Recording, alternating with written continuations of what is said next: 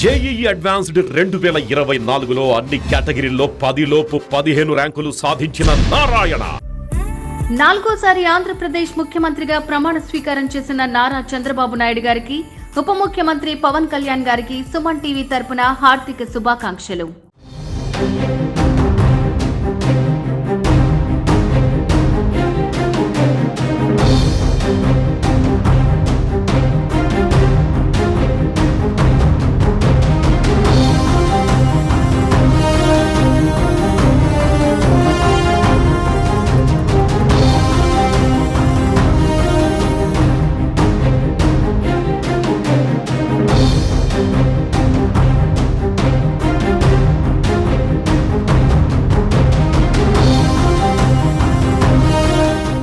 AP సీఎంగా చంద్రబాబు నాయుడు తన mark పాలన చూపిస్తున్నారు. ప్రజాధనం దుర్వినియోగం చేయవద్దంటూ అధికారులకు ఆదేశాలు జారీ చేశారు.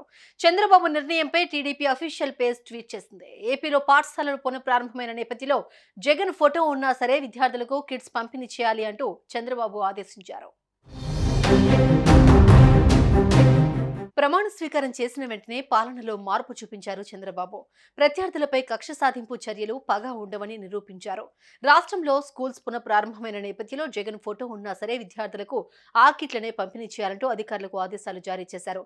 ప్రజాధనం దుర్వినియోగం చేయవద్దంటూ చంద్రబాబు అధికారులను ఆదేశించారు. ఆంధ్రప్రదేశ్ మాజీ సీఎం వైఎస్ జగన్మోహన్ రెడ్డికి తాజాగా ప్రమాణ స్వీకారం చేసిన చంద్రబాబుకు ఎంత తేడా అంటూ తెలుగుదేశం పార్టీ ఓ ఆసక్తికర పోస్టు చేసింది. టీడీపీ అధినేత చంద్రబాబుకు పేరొస్తుందని వైఎస్ జగన్ తన హయాంలో పేదలకు తక్కువ ఖర్చుతో అన్నం పెట్టే అన్నా క్యాంటీన్లను రద్దు చేసి పేదల కడుపు కొట్టాడని పేర్కొంది. కానీ చంద్రబాబు మాత్రం ప్రజాధనం వృధా అవ్వకూడదని భావించి మాజీ సీఎం జగన్ బొమ్మ ఉన్న స్కూల్ పిల్లల కిట్స్ ను విద్యార్థులకు అలాగే పంపిణీ చేయాలని ఆదేశించారు. ప్రజాధనం వృధా అవ్వకూడదని ఆలోచించే చంద్రబాబుకు మాజీ సీఎం జగన్ కు చాలా వ్యత్యాసం ఉందని టీడీపీ ఎక్స్ లో పోస్ట్ చేసింది.